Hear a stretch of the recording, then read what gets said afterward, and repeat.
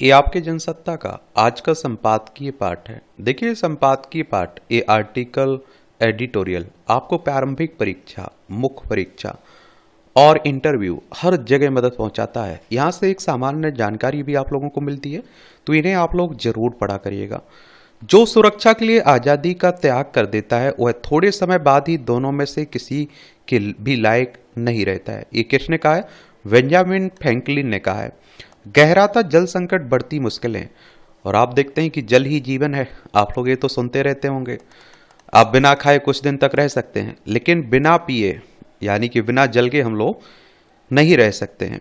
और हर किसी के लिए, पेड़ पौधे हों, जीव जंतु हों, पशु पक्षी हों, हर किसी के लिए, इंसान के लिए, खेती के लिए आप देखते हैं कि जल की जरूरत पड़ती है। भारत में जल संकट बड़ी समस्या बन चुका है और इससे हर साल करोड़ों लोग प्रभावित होते हैं। गर्मियों की आहट के साथ ही यह संकट बढ़ जाता है। गांव से लेकर महानगरों तक पानी के लिए तराही तराही मचने लगती है। आप लोगों को बेंगलोर का हाल याद होगा, दिल्ली का हाल याद होगा। यह संकट न केवल ग्रामीण और शहरी आबादी के लिए गंभीर चुनौती है, बल्कि कृषि पर भी इसका व्यापक प्रभाव पड़ रहा है। लगातार गिरता भूजल स्तर, जल संसाधनों की बर्बादी, बढ़ती जनसंख्या और जलवायु परिवर्तन इस संकट को और अधिक विकराल बना रहे हैं। जाहिर है कि अगर समय रहते उचित कदम नहीं उठाए गए तो आने वाले वर्षों में स्थिति और गंभीर हो सकती है। पूरी दुनिया में साल दर साल पानी की किल्लत बढ़ रही है और धरती पर जितना पानी उपलब्ध है उसमें से सिर्फ 2.5% मीठा पानी है और इसमें से भी मात्र 1% मानव उपयोग के लिए उपलब्ध है। विश्व के जल संसाधनों में भारत की हिस्सेदारी 4% है और देश में उपलब्ध जल का लगभग 80% कृषि क्षेत्र में उपयोग किया जाता है। कृषि के अलावा बिजली उत्पादन, उद्योग और घरेलू जरूरतों के लिए जल की उपलब्धता आवश्यक है, मगर जरूरत के हिसाब से जल संसाधन सीमित है। पानी के कुशल प्रबंधन से भी ही सभी को इसकी आपूर्ति संभव है। और समय समय पर हुए अध्ययनों और सर्वेक्षण रपटों में भारत में जल संकट को चिंताजनक बताया जा रहा है। अमेरिका स्थित विश्व स्वास्थ्य संस्थान की ओर से प्रकाशित आंकड़ों से पता चलता है कि विश्व में जो 17 देश सर्वाधिक जल संकट झेल रहे हैं, भारत उनमें 13वें स्थान पर है। ये जरूर आप लोग लिख दीजिएगा जब आप लोग इस तरह के टॉपिक पर आंसर राइटिंग कर रहे हो, निबंध लिख रहे हो।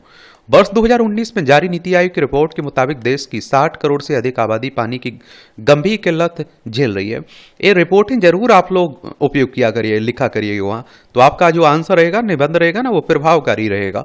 हर वर्ष लगभग 2 लाख लोग असुरक्षित जल पीने से मर जाते हैं। 75% आबादी को पीने के पानी के लिए दूर तक जाना पड़ता है। और इस रिपोर्ट में नीति आयोग ने चिताया था कि 2030 तक देश में जल की मांग आपूर्ति के मुकाबले दुगनी होने का अनुमान है और इससे करोड़ों लोगों के सामने जल संकट की स्थिति उत्पन्न होगी। बड़ा सवाल यह है कि इस रिपोर्ट के 6 साल बाद हमने जल संकट को कम करने की दिशा में क्या कदम उठाए हैं। और देश में जल संकट गहराने के कई कारण हैं। हमें पता है कि पानी सीमित है, फिर भी उसे बूंद बूंद बचाने के बजाय हम उसे व्यर्थ बहा रहे हैं। देश की तेजी से बढ़ती आबादी के कारण पानी की मांग बढ़ती जा रही है, लेकिन जल संसाधनों का उतनी ही अधिक तेजी से क्षय हो रहा है। भारत दुनिया में सबसे ज्यादा भूजल निकालने वाला देश है। पहले आप लोग देखते थे गांव में कुआं की गहराई कम ही होती थी और पानी निकल आता था, बोरिंग कम ही करवानी पड़ती थी, पानी निकल आता था। अब आप देखते और गहराई में जाना पड़ रहा है, फिर भी पानी नहीं मिल रहा है, यानी कि पानी नीचे जा रहा है। कृषि, उद्योग और घरेलू उपयोग के लिए भूजल का अत्यधिक दोहन किया जा रहा है और जिससे भूजल स्तर गिरता जा रहा है।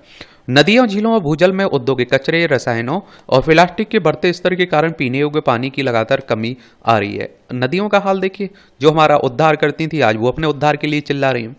केंद्रीय भूजल बोर्ड की शोध रिपोर्ट बताती है, से पता चलता है कि समूचे देश में भूजल प्रदूषण चिंताजनक रूप से बढ़ रहा है। क्या हो रहा है? बढ़ रहा है। और इनमें से अधिकतर इलाकों में नाइट्रेट का स्तर बहुत अधिक है और यह रासायनिक प्रदूषण पर्यावरणीय समस्याएं पैदा करता है और इससे खासकर छोटे बच्चों के लिए गंभीर स्वास्थ्य खतरा है। और बढ़ते तापमान, अनियमित मानसून के कारण कई क्षेत्रों में सूखे और बाढ़ की स्थिति बन रही है। देश में सदियों से जल संरक्षण के लिए पारंपरिक तरीके इस्तेमाल किए जाते रहे, जो आज भी प्रासंगिक और कारगर हैं। और आप देखिए, तालाब, बावड़ियां और कुंड जैसी जल संरचनाएं वर्षा जल को संचय करने में हमेशा मददगार रही हैं। हमारे यहाँ वैज्ञानिक ढंग से बनाई गई झीलें, तालाब ग्रामीण जल आपूर्ति का आधार रहे। देश के सभी क्षेत्रों में लोगों ने जल संरक्षण के कोई न कोई उपाय विकसित किए हैं। आज बढ़ते जल संकट से निपटने के लिए जल संरक्षण की पारंपरिक और आधुनिक तकनीकों को एक साथ अपनाने की जरूरत है।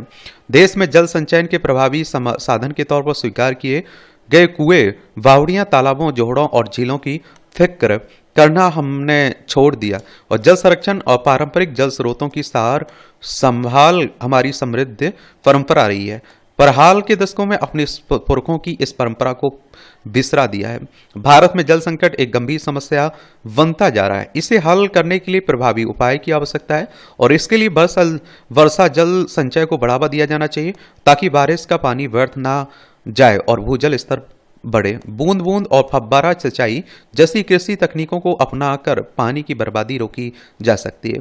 शहरी क्षेत्रों में उद्योगों को घरेलू जल का पुनः उपयोग करने के लिए जल पुनर्चक्रण और अपशिष्ट जल उपचार अनिवार्य किया जाना चाहिए।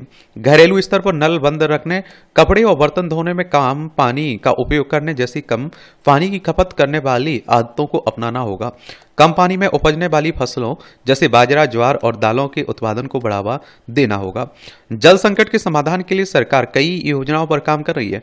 केंद्र सरकार ने जल जीवन मिशन के तहत हर घर में नल से जल उपलब्ध कराने का लक्ष्य रखा है। गंगा नदी के पुनर्जीवन के लिए नमामि गंगे योजना के तहत काम किया जा रहा है। भूजल स्तर में सुधार के लिए अटल भूजल योजना में देश भर में काम किया जा रहा है। हाल ही में सरकार ने लोकसभा में बताया कि वह 7 राज्य गुजरात, कर्नाटक, हरियाणा और मध्य प्रदेश, महाराष्ट्र, राजस्थान, उत्तर प्रदेश के 80 जिलों में जल संकट से ग्रस्त क्षेत्रों में अटल भूजल योजना लागू कर रही है और जिसका उद्देश्य सतत भूजल प्रबंधन के माध्यम से भूजल स्तर में गिरावट को रोकना है। अमृत सरोवर योजना के तहत भी गांव-गांव में यह काम किया जा रहा है और सरकार के प्रयास अपनी जगह हैं, लेकिन यह काम सिर्फ सरकार के भरोसे नहीं छोड़ा जाना चाहिए। जल संकट का समाधान तभी हो सकता है जब आम आदमी भी पहल करे और सरकार कई बार कह चुकी है कि देश में पानी की कमी नहीं है, पर पानी का प्रबंधन एक बड़ा मसला है। यह काम जनता की भागीदारी से ही किया जा सकता है। नागरिकों को पानी की बचत और पारंपरिक जल संरचनाओं के संरक्षण के लिए जागरूक करना होगा और यदि जल संसाधनों की बर्बादी नहीं रोकी गई और पारंपरिक जल संरक्षण प्रणालियों को पुनर्जीवित नहीं किया गया तो भविष्य में स्थिति और भयावह हो सकती है। जल एक सीमित संसाधन है और इसकी हर बूंद अनमोल है, इसलिए जल संरक्षण को जन आंदोलन बनाना होगा और सरकार, समाज, प्रत्येक व्यक्ति को मिलकर इस दिशा में ठोस कदम उठाने होंगे और ऐसा होने पर ही सबकी प्यास बुझ सकती है। और देखिए, सबको कोशिश करना चाहिए क्योंकि जल सबके लिए जरूरी है, ये तो आप लोग जानते ही होंगे। यादों के अक्स तो आप देखिए, परंपरागत रूप से भूलना समय के साथ मस्तिष्क में दर्ज और संग्रहित जानकारी के निष्क्रिय क्षय के रूप में माना जाता है। भूलना जरूरी नहीं कि दोषपूर्ण स्मृति का संकेत हो। एक बुद्धिमान स्मृति प्रणाली के लिए भूलना जरूरी है। इसके पक्ष में कुछ शोधकर्ता तर्क देते हैं कि मस्तिष्क के स्मृति तंत्र का जैविक लक्ष्य जानकारी को संरक्षित करना नहीं, बल्कि मस्तिष्क को सही निर्णय लेने में मदद करता है। स्मृति स्वयं अभी भी एक रहस्य है, लेकिन इसमें मूल रूप से मस्तिष्क में होने वाली शारीरिक परिवर्तन शामिल है जो पिछले अनुभवों का प्रतिनिधित्व करते हैं। स्मृति का लक्ष्य बुद्धिमान निर्णय लेने का मार्गदर्शन करता है। सिर्फ सार को समझना विशेष रूप से बदलते परिवेश में सहायक होता है, जहां कुछ यादों के खो जाने से कई तरीकों से निर्णय लेने में सुधार होता है। भूलने में विफलता के परिणाम स्वरूप अवांछित या फिर दुर्बल करने वाली यादें बनी रहती हैं। भूलने की आदत से बचने की कोशिश में कुछ लोग यादों के महल बनाते हैं, लेकिन यह याद रखने की जरूरत है कि यादों के सबसे शानदार महल को ही कूड़ेदानों की जरूरत होती है। कुछ ऐसी यादें होती हैं जो हमें नहीं चाहिए और जिनकी हमें जरूरत नहीं होती है, और कई बार हम अपने जीवन की कुछ बातें भूलने का सचेतन प्रयास भी करते हैं या फिर उस बात की याद आने के बाद उसमें परेशान दिखते हैं। आप में से भी तो बहुत सारे लोग शिकायत करते रहते हैं कि भैया हम भूल जाते हैं कोई बात। मैं कहता हूं कि भैया जो याद रखने लायक हो वो याद रखिए, भूलना तो अच्छी बात है। हर कुछ याद अगर रखने लग जाए तो फिर जीना मुश्किल हो जाएगा।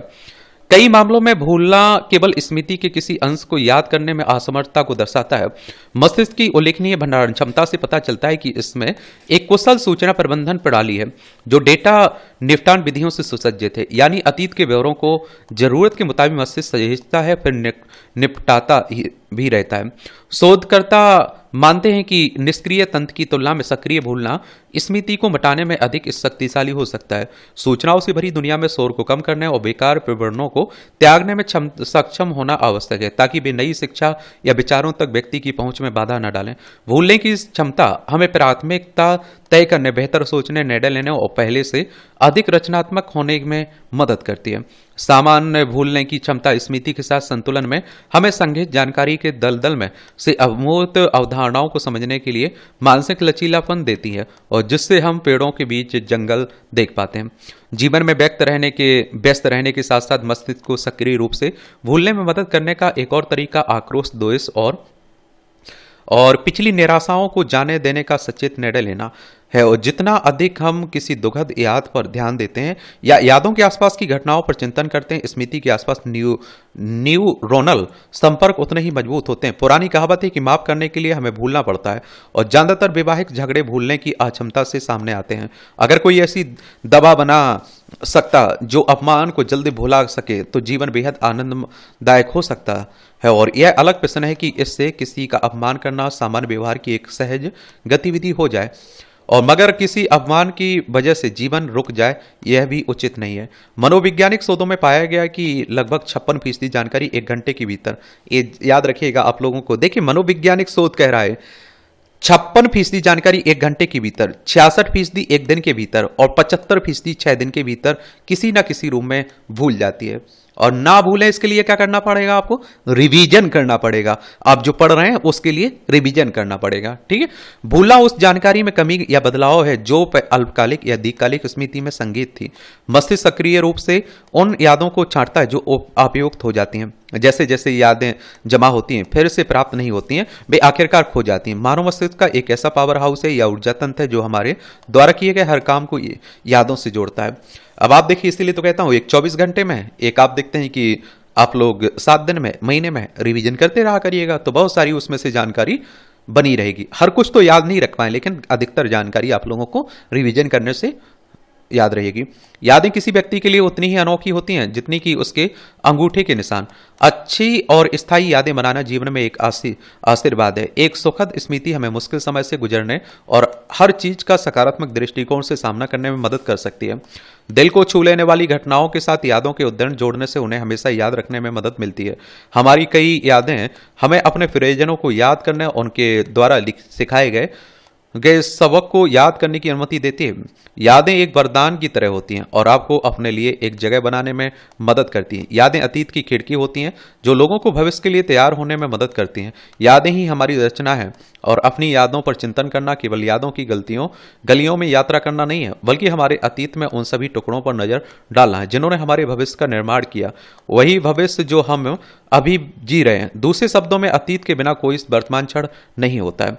यादें हमारे जीवन की समय रेखा पर एक प्रतीक चिन्ह है या मार्कर के रूप में काम करती हैं। यादें वर्ष बीतने के साथ साथ फीकी पड़ सकती हैं, लेकिन वे एक दिन भी पुरानी नहीं होती हैं। जिस तरह कुछ यादें सहज जीवन में बाधक के रूप में काम करती हैं, इसी तरह कभी कभी हम किसी फल का मूल्य तब तक नहीं जाने पाते जब तक कि आप देखिए वह याद ना बन जाए।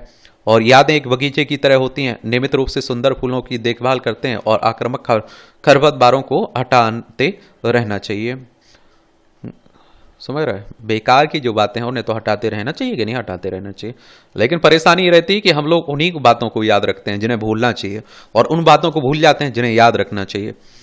अभिव्यक्ति का हक। किसी भी देश के लोकतंत्र की सबसे बड़ी खूबसूरती यह होती है कि वहां अलग अलग विचारों या मत को जाहिर करने के मामले में ऐसी बंदिशें नहीं होती हैं जिसे अभिव्यक्ति के दमन के तौर पर देखा जाए। एक वैचारिक रूप से सशक्त परिपक्व समाज अपने विवेक के स्तर पर इतना समृद्ध होता है कि वह किसी विचार में मानवीय मूल्यों और संदर्भों को दूरगामी परिप्रेक्ष्य में देख सकता है।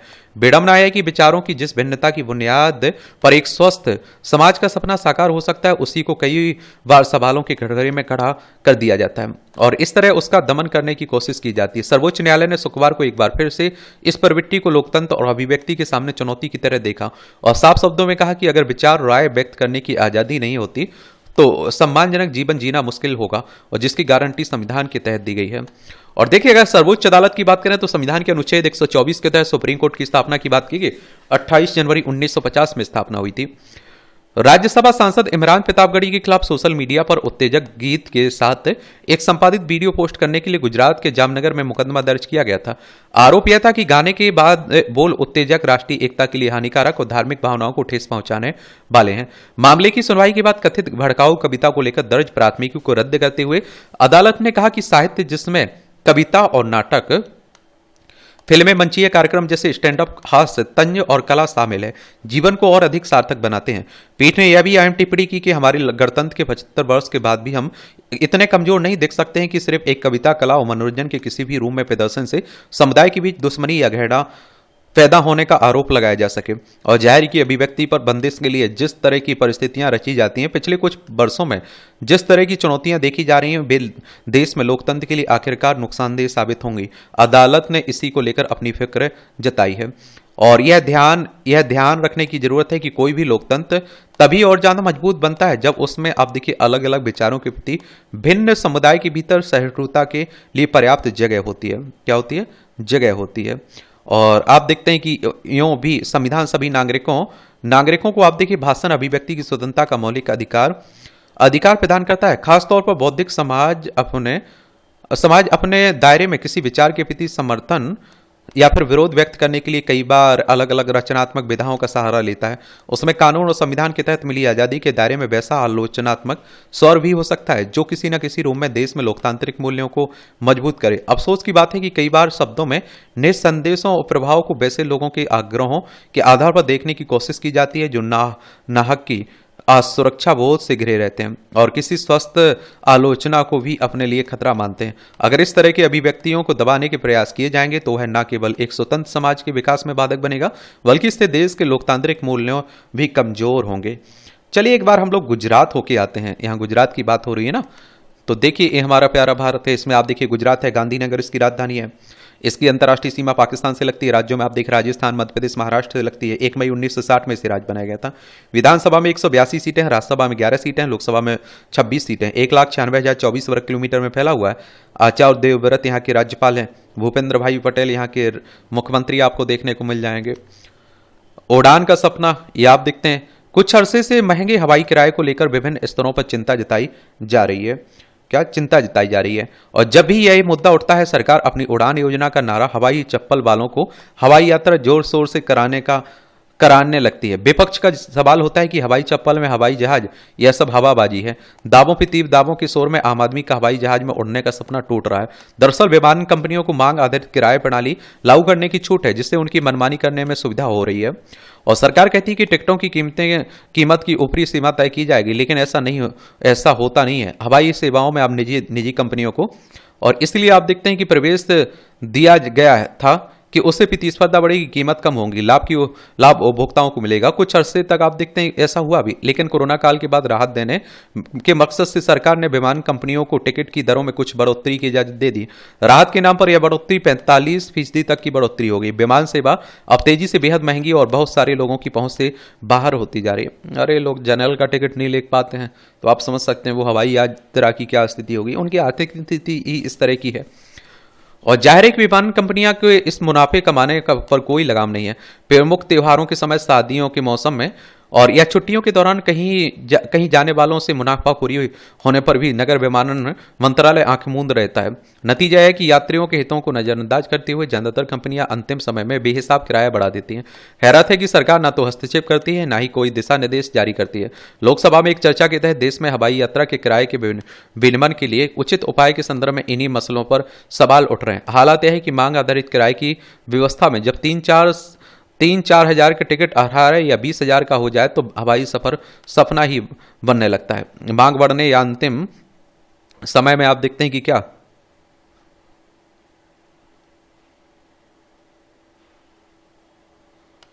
अंतिम समय में आप देखते हैं कि टिकट चाहने वालों से मनमाना किराया वसूलने के पीछे आप देखते हैं कि आखिर क्या आधार होता है और आखिर सरकार विमान किराए में पारदर्शिता लाने, मनमानी और मुनाफाखोरी पर अंकुश आप देखते हैं कि क्या लगाने में क्यों विफल हो रही है। बाकी मनमानी चर्च रही है। ये आप लोग राम राज्य के बारे में सुनते रहते होंगे। कल्याणकारी राज्य की अवधारणा है राम राज्य। चलिए ये भी देख लीजिए आप लोग। तो एक आदर्श शासन व्यवस्था वाले राम राज्य के संदर्भ में जब भी चर्चा होती है, राम राज्य का उदाहरण सर्वप्रथम व प्राथमिकता के साथ सामने आता है। और जिस तरह भगवान श्री राम के मनोहारी स्वरूप के स्मरण व दर्शन मात्र से मन आनंद विभोर हो उठता है, आह्लादित तो हो जाता है, और उसी तरह राम राज्य की परिकल्पना का विचार भी मन को उत्साह व प्रशंसा से भर देता है। प्रसन्नता से। प्रश्न यह है कि आखिर क्या है रामराज की परिकल्पना? तो इसका सीधा सा उत्तर है कि रामराज की संकल्पना लोक कल्याणकारी शासन से जुड़ी है। एक ऐसा राज्य जिसका शासन पे प्रमुख मुखिया मुख सो चाहिए, खान पान कहूं एक, पालई पोसई सकल अंग, तुलसी सहित विवेक, चौपाई के अनुरूप आचरण व्यवहार करे, एक ऐसा शासक जो समाज के विभिन्न वर्गों का अपने शरीर के सभी अंगों की तरह एक समान भाव से पालन पोषण करे, सभी के हितों का ध्यान रखे और जिसके शासन में सभी की इच्छाओं का सम्मान हो। रामराज का विचार राज्य के दीनहीन, वंचित, शोषित व कमजोर वर्ग के कल्याण या उद्धार का विचार है। रामराज धर्म अनुकूल, आप देखते हैं, अनुकूल नैतिक आचरण का विचार है। राम राज्य का विचार लोकतांत्रिक मूल्यों से जुड़ा है विचार है। श्री रामचरित मानस में भगवान श्री राम ने अपने आचरण व्यवहार से जिस आदर्श व सर्वहितकारी राज्य का उदाहरण प्रस्तुत किया, वही राम राज्य का प्रतीक या कहिए मानक बन गया है। गोस्वामी तुलसीदास ने श्री रामचरित मानस के, या आप देखते हैं, उत्तर कांड में देहिक देविक भौतिक तापा और राम राज नहीं काहुई व्यापा जैसी चौपाइयों में रामराज में प्रजा की स्थिति को लेकर विशद, आप देखते हैं कि वर्णन किया है। गोस्वामी तुलसीदास लिखते हैं कि रामराज का सुख संपदा वरही ना कहीं फने सरदा, अर्थात रामराज की सुख संपत्ति का वर्णन शेष जी और सरस्वती जी भी नहीं कर सकते हैं।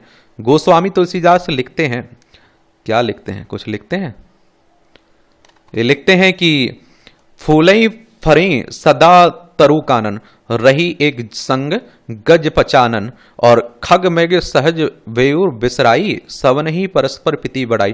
अर्थात रामराज में मनुष्य की बात तो छोड़िए, हिंसक पशु भी अपना बैर भाव भुलाकर परस्पर प्रीति के साथ रहते हैं। भगवान श्री राम के व्यक्ति के त्याग, तपस्या, मर्यादा, धैर्य, सदाचार, परोपकार, वचन के प्रति निष्ठा, ऊंच नीच या छोटे बड़े भेदभाव के बगैर प्राणी मात्र के प्रति प्रेम, गुरुजनों व वरिष्ठों के प्रति आदर सम्मान जैसे गुण रामराज जैसे आदर्श के राज्य के ढांचे की नींव है। श्री राम एक राजा के रूप में सर्वत्र अपने पराक्रम का परिचय तो देते हैं, लेकिन वे अपनी प्रजा के लिए सबल होते हुए भी सरल हैं। श्री रामचरितमानस में भगवान श्री राम ने वनवास काल में देवी गुणों व शक्ति संपन्न होने के बावजूद अपनी अर्धांगिनी सीता की खोज एवं अनाचारी अत्याचारी रावण का अंत करने के लिए जिस प्रकार समाज के प्रत्येक वर्ग के व्यक्तियों, यहाँ तक कि पशु पक्षियों तक से सहयोग सहायता ली है और उसके महत्व को प्रतिपादित किया, उससे भगवान श्री राम एक आदर्श राजा के आवश्यक गुणों का उदाहरण प्रस्तुत करते हैं। श्री राम नदी, नालों, वनस्पतियों, जीव जंतुओं से भी संवाद करते दिखते हैं, मानो उनसे चेतना विद्यमान हो। ऐसे सद्गुणों से संपन्न राजा द्वारा शासित या सेवित राज्य को ही रामराज्य के विश्लेषण से संबोधित किया गया। रामराज्य एक ऐसा आदर्श राज्य है जो अपने पड़ोसी राज्य की सीमाओं का अतिक्रमण नहीं करता है और उनसे प्रति दुराचार नहीं रखता है। किसी राज्य के राजा या शासक की अनीति, अत्याचार व अनाचार का पक्ष पोषण भी नहीं करता है। और देखिए, राम राज्य की परिकल्पना ही अलग है। आप सोचिए, भगवान राम से क्या नहीं सीखा जा सकता है। उनकी विनम्रता को आप देखिए, सब कुछ जानते हैं, भगवान सब कुछ जानते हैं, फिर आप देखते हैं हर किसी से सलाह मशवरा लेते हैं। और आप देखिए, उन्हें ऐसा नहीं लगता है कि हम सब कुछ कर सकते हैं, हमें सबकी जरूरत है, ये उनकी भावना रहती है। और आजकल तो आप देखते हैं कि लोग अधिकतर रिश्ते तो इसलिए एकांत में जा रहे हैं कि उन्हें लगता है कि नहीं, हम पैसे से सब कुछ कर लेंगे भैया। आज आप देखते हैं कि अपने विरोधियों को सुनना पसंद नहीं करते हैं लोग। आप किसी की कमियां बता दीजिए, किसी सरकार की कमियां बता दीजिए, वो आपको दुश्मन समझने लग जाएगी। तो ये अलग बात हो गई। और इस तरह से आप देखेंगे कि आज के संपादकीय पाठ की कहानी कवर होती है। आप लोग पढ़ते रहिए, एंजॉय करते रहिए। अब आपका कोई सवाल हो, मेरे लिए सुझाव हो तो बता सकते हैं।